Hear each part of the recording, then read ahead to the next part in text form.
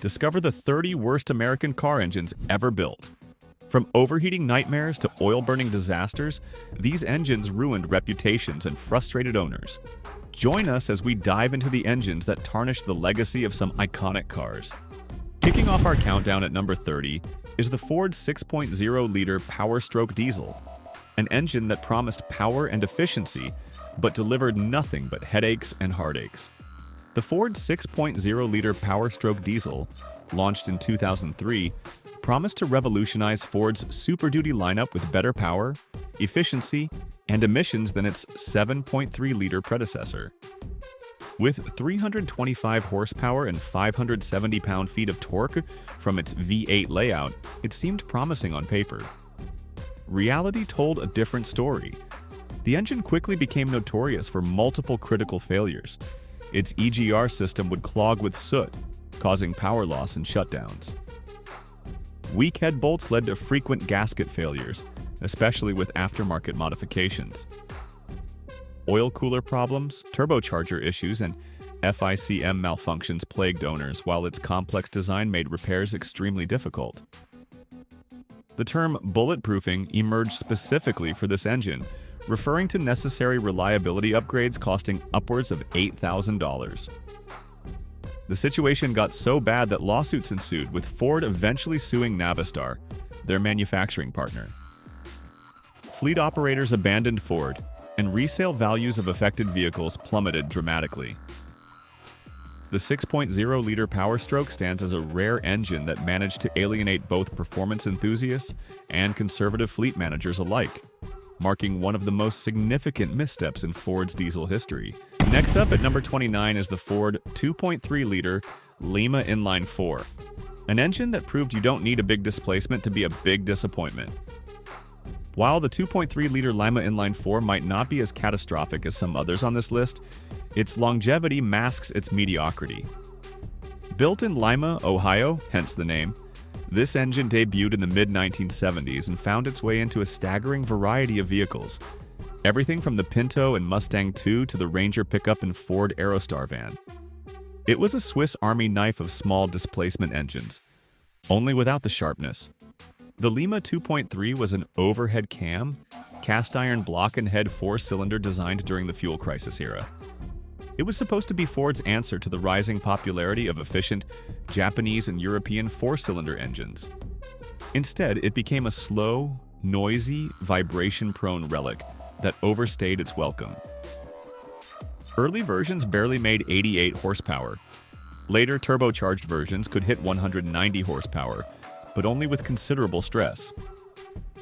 The naturally aspirated versions were known for their clatter, heavy rotating mass, and sluggish throttle response. While it had decent fuel economy and could survive a nuclear winter, the trade-off was an utter lack of refinement. It was the kind of engine that made you hate your commute. Its most infamous pairing was probably the Ford Pinto, a car already plagued with PR nightmares. But even in the Mustang II, the Lima's lethargy made a once muscular nameplate a punchline. Even when Ford boosted the engine with fuel injection and turbocharging in the Mustang SVO and Merkur XR 4 Ti, it couldn't shake its reputation as clunky and outdated. This engine's long life wasn't due to performance. It was just cheap to make, and Ford had the tooling paid off by the 80s. Technically reliable? Sure, but it was loud, uninspiring, and deeply underwhelming across nearly 2 decades. The Lima engine didn't fail per se, but it dragged down everything it touched.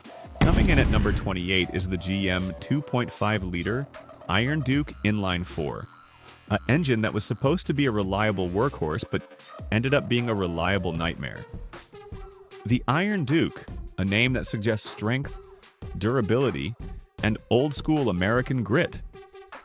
And to be fair, it did have that. What it didn't have was power, refinement, or any semblance of performance credibility. Introduced in 1977 by Pontiac and used extensively across GM's lineup, the 2.5-liter Iron Duke was a primitive overhead valve inline-4 that was built to be cheap, simple, and long-lasting. Mission accomplished at a cost.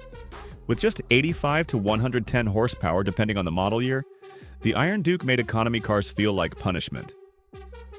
0 to 60 times? Forget it. Highway passing power? Only if the car was rolling downhill with a tailwind. This thing made your grandma's Oldsmobile feel like a rocket by comparison? The Iron Duke powered everything from the Chevy S10 and Pontiac Fiero to the base Camaro and Firebird. Yes, muscle cars. Nothing says performance like a four-cylinder with the torque curve of a sewing machine. In fact, the Fiero's early performance struggles can be directly traced to this engine, which left it wheezing behind its more athletic Japanese rivals. Technically, the Iron Duke was durable. It used a cast iron block and crankshaft, simple carburetors or TBI injection, and very low redlines. But it was ancient even by 80s standards. Its single cam and block design meant sluggish valve response. The engine shook like a paint mixer at idle, and the exhaust note sounded like a dying vacuum cleaner. GM's obsession with cost-cutting meant that the Iron Duke stuck around way too long, despite its unsuitability for modern compact cars. It wasn't fun, it wasn't fast, and the moment GM finally phased it out in the early 90s, the entire compact car segment breathed a sigh of relief. Yes, it earned its iron name for reliability, but the Duke? That's giving it far too much royal credit. Number 27. The Chrysler 2.2-liter, America's most mediocre workhorse that refused to die. Coming in at number 27 is the Chrysler 2.2-liter inline-4, an engine that overstayed its welcome from the early 80s to mid-90s. As Chrysler's first in-house front-wheel drive four-cylinder, it was meant to be their answer to rising gas prices and shrinking cars. However, it proved to be frustratingly mediocre in every way. In its naturally aspirated form, the engine managed just 84 to 93 horsepower and 110 pound-feet of torque. Later, turbocharged versions reached 146 horsepower, but brought their own problems. From turbo lag to chronic overheating. Head gasket failures were common, and the timing belt system was a constant worry. Miss a replacement interval, and you'd face catastrophic engine failure. The 2.2-liter found its way into nearly everything Chrysler made, from Dodge Omnis to Plymouth Reliance and even Shelby variants. Despite mediocre fuel economy and reliability issues, Chrysler kept using it. The engine was noisy, vibration-prone, and struggled to maintain power as it aged. By 1995, it was finally phased out in favor of the 2.5-liter version, or Mitsubishi alternatives. While not the absolute worst engine ever made, its widespread use and persistent mediocrity made it a memorable disappointment in American automotive history. That's why it earns its spot at number 27 on our list of the worst American engines ever made. Alright, let's dive into number 26. The infamous Cadillac HT4100 V8. Coming in at number 26 is the Cadillac HT4100 V8. A perfect example of how high-technology marketing couldn't mask fundamental engineering flaws. Launched in 1982, this 4.1-liter Fi8 combined an aluminum block with cast-iron heads, promising modern performance but delivering disappointment. With just 135 horsepower and 190 pound-feet of torque, the engine struggled to move Cadillac's heavy luxury cars. But poor performance was just the beginning. The mismatched metals of the block and heads expanded at different rates, leading to chronic head gasket failures, coolant leaks, and warped blocks. The engine's problems multiplied: weak oiling systems, leaking intake manifolds, corroding coolant passages, and failing sensors. By 1984, complaints were overwhelming, earning it the nickname High Trouble Engine among mechanics. Despite Cadillac's attempts at fixes, the damage was done. Used across nearly every Cadillac model from 1982 to 1987, the HT4100's reputation haunts these cars even today, destroying their resale values. Modern enthusiasts often swap in reliable Chevy 350S rather than deal with the original engine. The HT4100 represents Cadillac's misguided attempt to embrace the future with flashy technology Instead of focusing on what their customers actually wanted, reliable, smooth V8 power, what they got instead was an unreliable, underperforming time bomb in a tuxedo. Moving on to number 25 is the GM 3.1-liter V6, an engine that leaked so much oil it could have doubled as a mobile oil spill. At number 25, we have the GM 3.1-liter V6, one of the most widely used American engines of the late 20th century. Despite its prevalence, it wasn't well loved. Launched in 1988 as a successor to GM's 2.8-liter V6, the 3.1 aimed for refinement and adequate power, delivering 140 to 175 horsepower and around 185 pound-feet of torque. It powered everything from the Chevrolet Lumina to the Buick Century, becoming a staple across GM brands. However, the engine quickly gained a reputation for being problematic. Its most notorious issue was intake manifold gasket failures, leading to coolant leaks, oil sludging, overheating, and even engine failure. Mechanics frequently dealt with chocolate milk oil, low coolant levels, and failing head gaskets. Even without catastrophic failure, the engine lacked refinement. Its raspy tone, vibrations, coarse power delivery, and poor fuel economy left much to be desired. Zero GM prolonged the engine's life with minor fixes like revised gaskets and cooling improvements, but these only delayed recurring issues. Owners often replaced gaskets multiple times or faced blown head gaskets later on. Cold starts, rough idling, and throttle response problems further frustrated drivers. Maintenance was also challenging. Tight front-wheel drive packaging made accessing components like spark plugs difficult. Despite its flaws, GM kept using the 3.1-liter into the early 2000s before replacing it with improved engines like the 3.4000, 3.5-liter, and 3.6-liter V6. By then, countless owners had endured its mediocrity. While not GM's worst engine, the 3.1-liter earned infamy through sheer ubiquity and consistent underperformance. It embodied good enough engineering and overstayed its welcome because of it. In the end, the GM 3.1-liter will always be remembered as the engine that leaked and lingered. Next at number 24 is the Ford 3.8-liter Essex Fam6, an engine that refused to die no matter how many times it overheated or leaked oil. At number 24, we have the Ford 3.8-liter Essex Fam6, an engine infamous for all the wrong reasons.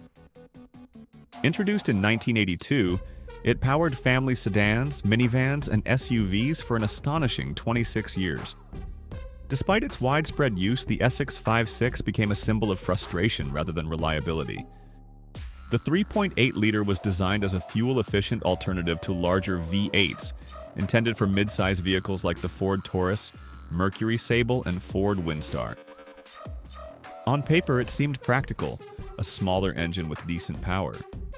However, reality told a different story. The engine quickly gained notoriety for its litany of problems. Its cooling system was particularly flawed, prone to overheating due to poorly engineered water pumps and cooling passages. This often led to catastrophic engine failure. But overheating wasn't the only issue. Oil leaks, timing chain wear, and intake manifold gasket failures plagued owners. Mechanics dreaded working on this complex engine, which earned unflattering nicknames like the Overheater and the Leaky V6. Ford issued multiple recalls and warranty extensions to address these issues, but fixes were only temporary at best. Despite its poor reputation, the 3.8-liter persisted far longer than it should have, outliving many contemporaries. Eventually, Ford replaced it with engines like the 4.0-liter Cologne 5.6 and 3.5-liter Cyclone V6. By then, however, the damage was done. The Essex V6 had cemented its legacy as one of Ford's least reliable engines. Interestingly, the engine's infamy spawned a thriving aftermarket industry. Companies like Jasper Engines offered remanufactured versions claiming to resolve its flaws. But if an engine requires so much aftermarket intervention, perhaps it shouldn't have existed in the first place. The Ford 3.8-liter Essex 5.6 is a cautionary tale. An unreliable, problem-ridden design that overstayed its welcome.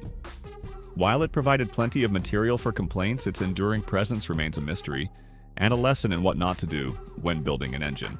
Coming in at number 23 is the GM 2.4-liter twin cam. An engine that proved two camshafts don't always make things better. Sometimes they just make things worse. Next up at number 23 is the GM 2.4-liter twin cam, an engine that single-handedly ruined the reputation of some of GM's most iconic compact cars. Introduced in 1996, this engine was supposed to be a modern, efficient power plant for the likes of the Chevy Cavalier, Pontiac Sunfire, and even the sporty HHR. But instead of delivering performance, it delivered headaches. Lots of them. The GM 2.4-liter twin cam was a 2.4-liter inline-4 engine with dual overhead camshafts, hence the twin cam name. It was part of GM's Ecotech family, which was designed to offer fuel efficiency and decent performance in smaller cars. On paper, it looked like a winner: modern technology, good power output, and respectable fuel economy. But as we all know, looks can be deceiving. The 2.4-liter twin cam was a disaster from the start. Its biggest issue was its timing chain system, which was prone to failure. The chain would stretch over time, causing the engine to lose timing and, in some cases, suffer catastrophic damage. But that wasn't the only problem. The engine was also known for oil consumption issues, coolant leaks, and electrical gremlins that seemed to pop up out of nowhere. It was like GM took every possible engine problem and crammed it into one tiny package. The public reception of the 2.4-liter twin cam was, to put it mildly, not great. Owners complained about the engine's unreliability, and mechanics dreaded working on it because of its complicated design. The engine earned nicknames like the Time Bomb and the Oil Burner, which pretty much sums up its reputation. Next at number 22 is the Chrysler 2.7-liter V6, 1998 to 2010, the engine that should have stayed in the 90s. Introduced in 1998, the Chrysler 2.7-liter V6 was meant to be a modern, fuel-efficient engine for smaller vehicles like the Dodge Stratus, Chrysler Sebring, and Dodge Avenger. Instead, it became one of the most frustrating engines ever built. Despite its promise of balancing power and efficiency, it failed miserably on both fronts. The 2.7-liter V6 suffered from severe design flaws that plagued owners from the start. Its cooling system was particularly problematic, with poorly engineered water pumps and passages leading to frequent overheating, and often catastrophic engine failure. Oil leaks, timing chain issues, and intake manifold gasket failures added to the misery. Essentially, Chrysler crammed nearly every possible engine problem into this compact V6. Owners had no shortage of complaints. Overheating, excessive oil consumption, and poor reliability made the engine notorious. Mechanics dreaded working on it due to its complex design, earning it unflattering nicknames like the Overheater and the Leaky V6. Chrysler even issued recalls and warranty extensions to address some issues, but fixes were temporary at best. Despite its glaring flaws, the 2.7-liter persisted for over a decade, before being replaced by the far superior 3.6-liter Pentastar V6. By then, the damage was done. The 2.7-liter had become synonymous with unreliability, leaving a lasting stain on Chrysler's reputation. Interestingly, the engine's infamy spurred an entire aftermarket industry. Companies like Jasper Engines offered remanufactured versions claiming to resolve its issues. But if an engine requires such extensive aftermarket support, it probably shouldn't have been released in the first place. The Chrysler 2.7-liter V6 is a cautionary tale of rushing an engine to market without proper testing. It was unreliable, poorly designed, and a source of constant frustration for owners and mechanics alike. While it provided plenty of material for criticism, its legacy remains a lesson in what not to do when engineering an engine. Coming in at number 21 is the GM 3.4L V6, 1993 to 2005, the engine that killed GM's midsize lineup. Debuting in 1993 to replace the older 3.1-liter V6, the GM 3.4-liter V6 powered popular midsize cars like the Chevy Lumina and Pontiac Grand Prix. It aimed for improved power and efficiency, but quickly became known for a multitude of frustrating problems. The engine's most notorious flaw was its deeply problematic cooling system. Poorly designed water pumps and coolant passages frequently led to severe overheating, often resulting in catastrophic engine damage. Beyond overheating, the 3.4-liter V6 was also plagued by persistent oil leaks, premature timing chain failures, and recurring intake manifold gasket issues, creating a perfect storm of unreliability. Owners consistently reported issues with overheating and excessive oil consumption. Mechanics found the engine difficult to work on due to its design and inherent flaws. Its poor reputation earned it nicknames like the Overheater. General Motors acknowledged the problems through multiple recalls and extended warranty programs. Despite its significant shortcomings, the 3.4-liter V6 remained in production for over a decade before being replaced by more reliable engines like the 3.6-liter high-feature V6. However, its legacy as an unreliable and poorly engineered engine was already cemented. The need for aftermarket companies like Jasper Engines to offer remanufactured versions attempting to fix its flaws highlights the severity of the original design issues. The GM 3.4-liter V6 serves as a cautionary tale about the consequences of rushing an inadequately tested engine into production. Next at number 20 is the AMC 4.2-liter inline-six, 1971 to 1990, the engine that outlived its welcome. Introduced in 1971, the AMC 4.2-liter inline-six, 258 cubic inches, served as a workhorse engine in Jeeps and AMC vehicles like the Cherokee and Wagoneer for nearly 2 decades. While praised for its simple, rugged design, especially by off-roaders, its significant flaws ultimately defined its legacy. The engine was severely underpowered from the start, with early versions producing a meager 110 horsepower, making vehicles feel sluggish. More critically, it suffered from chronic reliability issues. Its cooling system was poorly designed, frequently leading to overheating, warped cylinder heads, and blown head gaskets. Persistent oil leaks were another common complaint. The outdated carburetor system was notoriously problematic, prone to flooding, stalling, especially in cold weather, and requiring constant adjustment. Working on it felt like dealing with technology decades older, sacrificing reliability for simplicity. Despite these glaring weaknesses, the 4.2-liter engine lingered until the vastly superior 4.0-liter PowerTech inline-six replaced it in the early 1990s. Its reputation, however, was already cemented as an unreliable, underperforming engine. The fact that aftermarket companies offered fuel injection conversion kits to bypass the troublesome factory carburetor speaks volumes about its inherent design flaws. The AMC 4.2-liter inline-six stands as a prime example of an engine that overstayed its welcome, held back by outdated technology. Coming in at number 19 is the GM 350 diesel V8, 1978 to 1985, the engine that killed the diesel dream. Introduced in 1978 as GM's hurried answer to the fuel crisis, the 350 diesel V8 promised efficiency but delivered disaster. Based on the gasoline 350 small block, this 5.7-liter engine powered cars like the Chevy Caprice and Oldsmobile Cutlass, aiming for fuel economy but quickly becoming a reliability nightmare. The core problem was converting a gas engine to diesel without adequate engineering. Key components weren't sufficiently strengthened, leading to stretched head bolts, blown head gaskets, and cracked cylinder heads. Leaking fuel injectors and frequently failing glow plugs added to the misery, making cold starts a gamble. Owners experienced dismal performance and constant breakdowns. Mechanics dreaded working on them, and the engine earned nicknames like the Clunker. GM acknowledged the flaws with recalls and warranty extensions, but the fundamental design issues remained.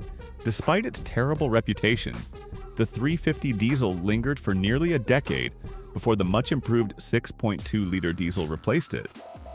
However, the damage to GM's diesel reputation was significant, souring many buyers on diesel passenger cars for years. Its notoriety was such that companies like Banks Power even offered turbocharger kits trying to salvage performance, a telling sign of its factory shortcomings.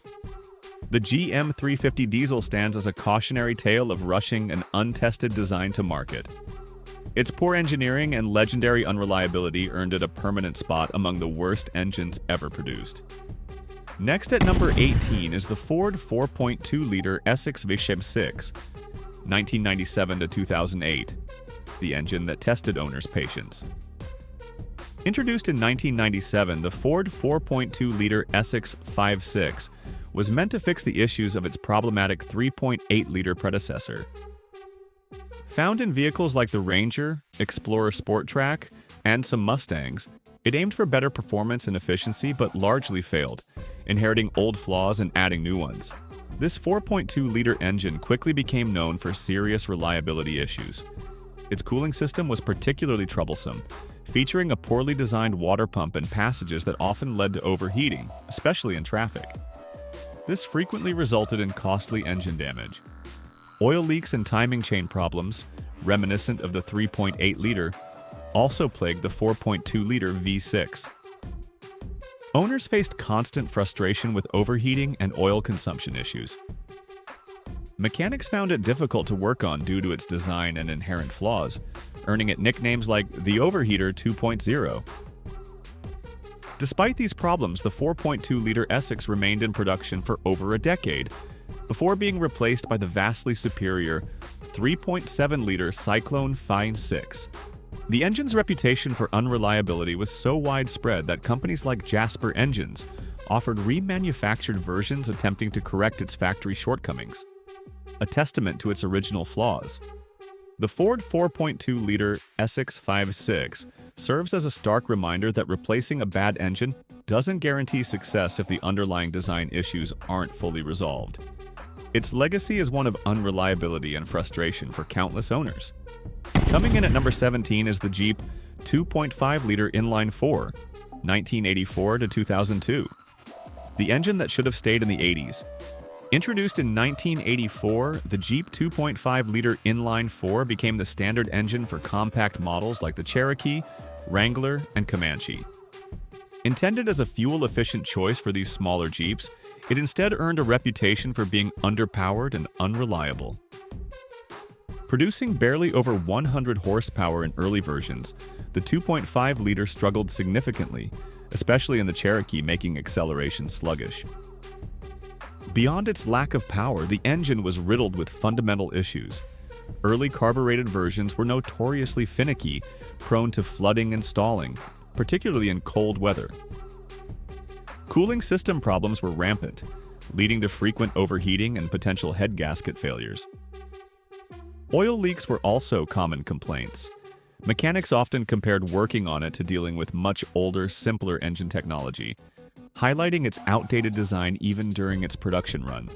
Despite these significant flaws, this underperforming four-cylinder remained in Jeep's lineup for nearly 2 decades, before the much-lauded 4.0-liter inline-6 effectively replaced it in most applications. Its longevity cemented its legacy as a symbol of base model compromise and frustration for many Jeep owners. The engine's shortcomings were so well known that aftermarket companies offered fuel injection conversion kits to replace the troublesome carburetor, a clear sign that its factory configuration was inadequate. The Jeep 2.5-liter stands as an example of an engine that was simply too weak and too problematic for the vehicles it powered. Coming in at number 16 is an engine infamous not for its performance, but for its appetite for its own gaskets, the GM 3.4-liter V6. This pushrod V6, often found lurking under the hoods of mid-90s to early 2000s GM front-wheel drive cars, became synonymous with one costly repair. You'd find this 3.4-liter, officially the LA1, in popular models like the Chevy Impala, Monte Carlo, Pontiac Grand Am, Oldsmobile Alero, and Buick Rendezvous. On paper, it wasn't terrible, offering around 170 to 185 horsepower and decent torque for everyday driving. It was meant to be a workhorse, but its Achilles heel was the intake manifold gasket design. These gaskets were prone to premature failure, often before the car even hit 100,000 miles. When they failed, coolant would leak externally, or worse, internally mix with the engine oil. This coolant oil milkshake is bad news for engine bearings and longevity.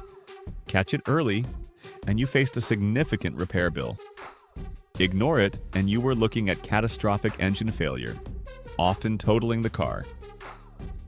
GM eventually redesigned the gaskets, but not before millions of these engines hit the road, leaving countless owners with unexpected headaches and lighter wallets. This issue plagued GM's reputation for reliability during that era, making many buyers wary of their V6 offerings.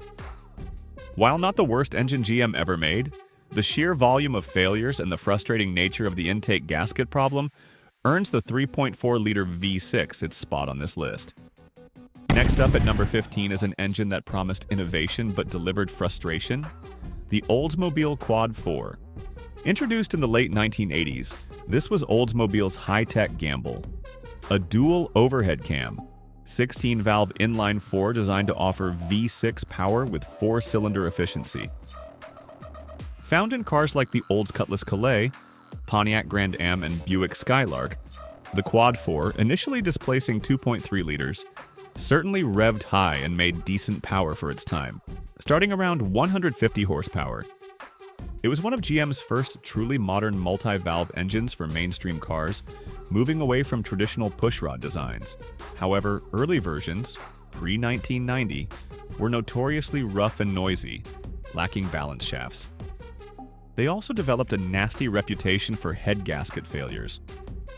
Like the GM 3.4-liter V6, coolant leaks and oil contamination were common complaints, often leading to overheating and severe engine damage if not addressed quickly. Later versions improved with balance shafts and better gasket designs, but the Quad 4 also suffered from timing chain issues and general harshness that turned off many drivers. It felt peaky, needing high revs to make power, which wasn't always ideal for relaxed daily driving, and likely contributed to its reliability woes. Oldsmobile poured resources into this engine family, but it never quite lived up to its potential, or shed its early reputation for being problematic. The Quad 4 represents a high-tech swing and a miss, an engine whose ambition was ultimately overshadowed by its flaws. Sliding into number 14 is an engine that Chrysler didn't even build themselves, but certainly paid the price for using: the Mitsubishi 3.0-liter V6, known as the 6G72. During the 1980s and 1990s, Chrysler relied heavily on this engine, dropping it into a massive range of vehicles from minivans like the Dodge Caravan and Plymouth Voyager to cars like the Dodge Daytona and Chrysler LeBaron. It was a compact, single overhead cam and later dual. Mitsubishi built it, but Chrysler vehicles bore the brunt of its most notorious issue: valve stem seal failure. These tiny seals would harden and crack over time, allowing engine oil to seep past the valve guides and into the combustion chambers. The result? Puffs of blue smoke on startup, excessive oil consumption between changes, and eventually fouled spark plugs and clogged catalytic converters. While not usually causing immediate catastrophic failure, the constant need to top off oil and the inevitable emissions problems were a major annoyance for owners. Repairing the valve stem seals was a labor-intensive job, often costing more than the aging vehicles were worth. Chrysler used millions of these engines, making this oil-burning issue incredibly widespread and tarnishing the reputation of many otherwise decent vehicles. It stands as a reminder that sometimes borrowing an engine means borrowing its problems too. Cracking into number 13 is an engine from a brand built on being different, but known for a very common problem: the Saturn 1.9-liter 4-cylinder. This engine powered the entire Saturn S-Series lineup: the SL sedans, SC coupes, and SW wagons, from their debut in 1991 until the line ended in 2002.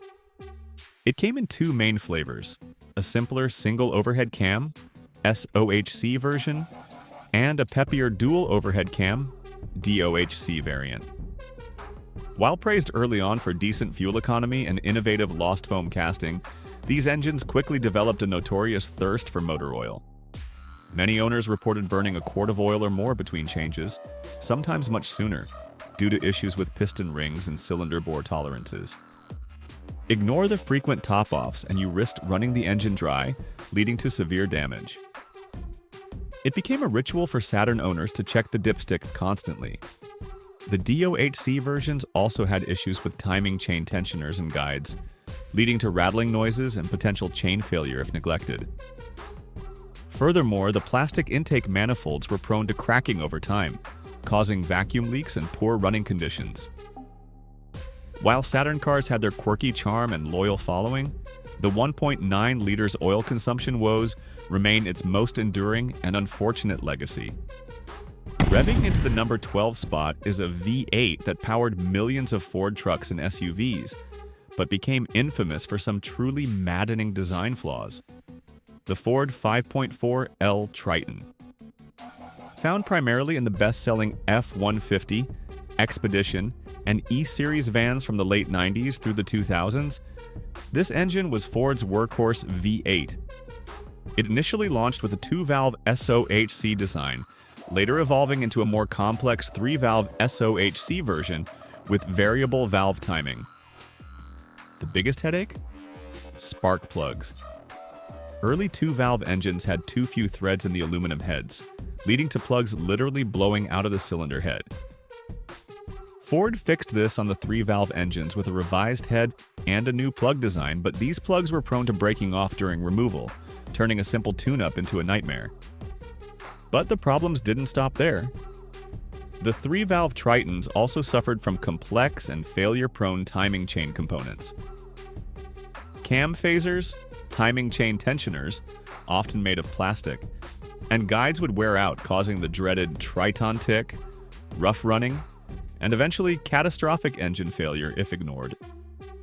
These repairs were extremely expensive, often costing thousands of dollars, significantly impacting the resale value and reputation of these otherwise capable Ford trucks. At number 11, we encounter an engine born from a global collaboration, but known more for its local troubles. The Chrysler 2.4-liter World Engine. Developed jointly by Chrysler, Mitsubishi, and Hyundai, this double overhead cam 16-valve inline 4 was meant to be a versatile, modern engine for a new generation of vehicles starting around 2007. It found its way into a vast array of Chrysler, Dodge, and Jeep products, including the Dodge Caliber, Avenger, Journey, Jeep Compass, Patriot, and Chrysler Sebring 200.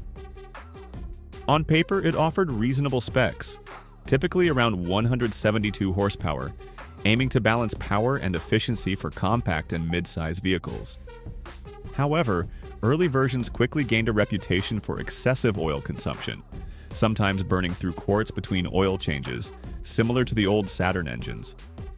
Drivers also frequently complained about a lack of refinement and sluggish performance, especially when paired with the continuously variable transmissions, CVTs, common in early applications like the Caliber and Compass. Electronic throttle body failures were another common issue, causing stalling, rough idling, and drivability problems that left owners stranded. While later iterations saw improvements, the World Engine never fully shook its reputation for being somewhat unreliable, noisy, and thirsty for oil. It powered many affordable vehicles, but often proved that a world collaboration doesn't always translate to world-class results. At number 10, meet the Cadillac 4100 HTV8, a luxury misstep. Once hailed as a symbol of prestige, the Cadillac 4100 HTV8 was meant to usher in a new era of efficiency for America's luxury titan. But things didn't go as planned. This engine is a cautionary tale of what happens when engineering cuts corners to chase trends. The 4100 HT debuted in 1982 as a 4.1-liter, 90-degree V8 engine with throttle body fuel injection. On paper, it seemed respectable. It made around 135 horsepower and 190 pound-feet of torque. Modest figures, but acceptable for its era. The real problem wasn't the numbers. It was what lay beneath. This engine was aluminum-based, designed to be lightweight and more fuel-efficient.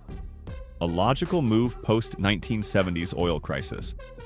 But Cadillac engineers severely underestimated the stress this lighter engine would endure in their heavy sedans and coupes. Head gaskets routinely failed. Oil leaks were common. And worse, the coolant would mix with oil, a death sentence for any motor. Owners began complaining of catastrophic engine failures within just a few years of ownership. The aluminum block had cast iron heads, leading to thermal expansion differences that made gasket sealing a nightmare. Even if you babied this motor, the metallurgy just wasn't compatible with the abuse it had to withstand. Cadillac tried updating it with the 4.5-liter and 4.9-liter variants later in the decade, but the 4100's reputation had already tanked. People started referring to it as HT equals horrible trash. What's wild is that this engine was supposed to be a solution. A leaner, cleaner power plant for a luxury brand pivoting to the future. But instead, it became a black eye for GM's flagship nameplate. Resale values plummeted, mechanics warned customers away from it, and Cadillac's prestige took immeasurable hit throughout the early 80s. Not the legacy you want for a V8. Introduced in the late 90s, this DOHC 24-valve V6 was primarily found in Chrysler's front-wheel drive sedans like the Dodge Intrepid, Chrysler Concorde, and later the Dodge Stratus Chrysler Sebring. It promised modern efficiency and decent power, around 200 horsepower for its size, aiming to be a step up from older pushrod designs. However, it quickly became apparent this engine had a catastrophic design flaw, related to oil circulation and heat management. Insufficient oil capacity combined with poor crankcase ventilation and internal. Water pump placement led to accelerated oil breakdown and severe sludge. Buildup. This sludge would clog vital oil passages, starving critical components like the crankshaft bearings and timing chain for lubrication. The result was often sudden and complete engine failure, frequently occurring, with little warning and well under 100,000 miles. Adding insult to injury, the internal water pump design meant that when the pump inevitably failed, coolant would often leak directly into the crankcase, contaminating the oil and hastening the engine's demise. Timing chain tensioner failures were also common, adding another potential avenue for catastrophic damage. Repair costs often exceeded the value of the cars themselves, leading to countless premature scrappings and earning the 2.7-liter Phi 6 a place among the most problematic engines of its era. Sliding into number 8 is a specific variant of a widespread engine family that gained infamy for guzzling oil. The 2.4-liter GM Ecotec, particularly those built between 2010 and 2017. This direct-injected DOHC inline-4 was a workhorse, powering popular crossovers like the Chevrolet Equinox and GMC Terrain, as well as some sedans. It aimed to deliver a balance of modern power and fuel efficiency, producing around 182 horsepower.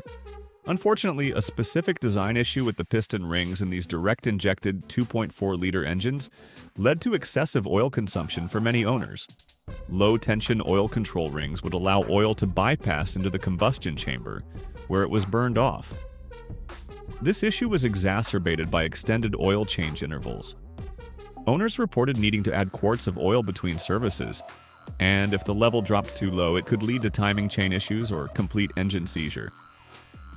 GM faced class action lawsuits over this problem and eventually initiated special coverage programs to address the piston ring failures, but not before many owners experienced significant frustration and costly repairs.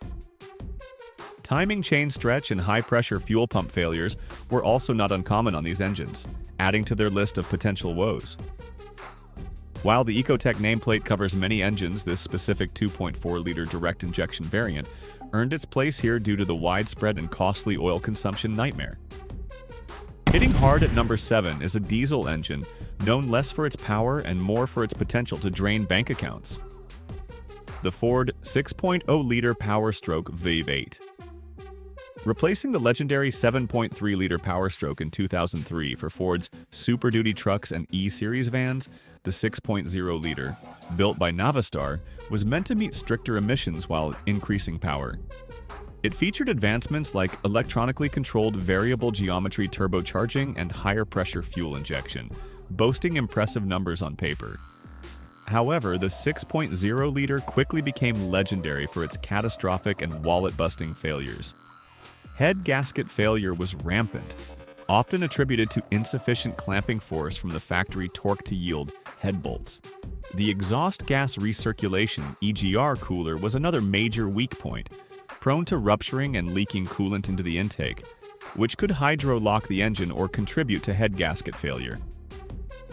Clogged oil coolers would overheat, leading to failures of the EGR cooler, turbocharger, and fuel injection control module, FICM. The variable geometry turbocharger itself was also prone to sticking, due to soot buildup, causing performance issues. Fixing these problems correctly often involved pulling the cab off the truck frame and installing costly upgrades like head studs and improved coolers, bulletproofing. The sheer frequency and expense of these repairs made the 6.0-liter Power Stroke a nightmare for many owners and a blemish on Ford's heavy-duty reputation. Debuting in 1993, this sophisticated DOHC 32-valve aluminum V8-powered flagship Cadillacs like the Seville, Eldorado, DeVille, and later the SRX and XLR. It was smooth, powerful, initially around 275 to 300 horsepower, and revved eagerly, representing a huge leap forward for Cadillac performance and refinement.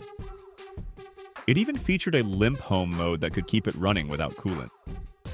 But the Northstar harbored a critical weakness: the head bolt threads in the aluminum engine block. Over time and heat cycles, these threads could pull or strip. This led to head gasket failure, allowing coolant and oil to mix, causing overheating and potentially catastrophic engine damage. Repairing Northstar head gaskets wasn't just a matter of replacing the gasket. It required a specialized, labor-intensive process involving drilling and tapping the block for larger, stronger inserts, like time certs or custom studs. This repair could easily cost $3,000 to $5,000 or more, often exceeding the value of the older Cadillacs it powered. Excessive oil consumption and issues with carbon buildup were also common complaints, further complicating ownership. The Northstar started as a symbol of Cadillac's renaissance but ended as a cautionary tale of complex engineering meeting costly failure modes. Barely clinging to the top 5 at number 5 is an engine born from good intentions, but executed with disastrous results: the infamous GMV 864. Appearing briefly and exclusively in 1981 Cadillac models, this engine was GM's early ambitious attempt at cylinder deactivation to improve fuel economy during the second fuel crisis. Based on Cadillac's existing V8 architecture, the V864 used complex electronics and solenoids to selectively disable pairs of cylinders, allowing it to run on 8, 6, or 4 cylinders depending on load. In theory, it was brilliant. In practice, the primitive computer technology of the era simply wasn't up to the task. The system was notoriously unreliable. Solenoids failed, sensors glitched, and the transitions between cylinder modes were often rough, jerky, and unpredictable. Drivers complained of surging, bucking, and stalling, making for an unpleasant and often unnerving driving experience in what were supposed to be luxury cars.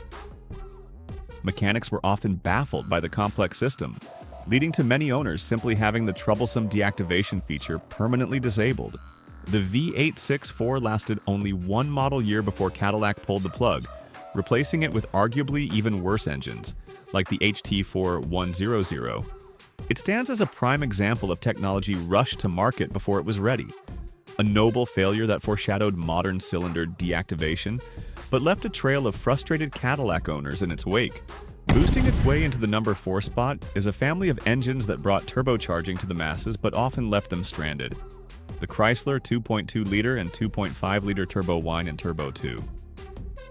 Powering a wave of front-wheel drive Chryslers, Dodges, and Plymouths from the mid-'80s to early '90s, think Daytona, Laser, LeBaron, Shadow ES, these turbocharged 4-cylinders offered impressive horsepower for their time.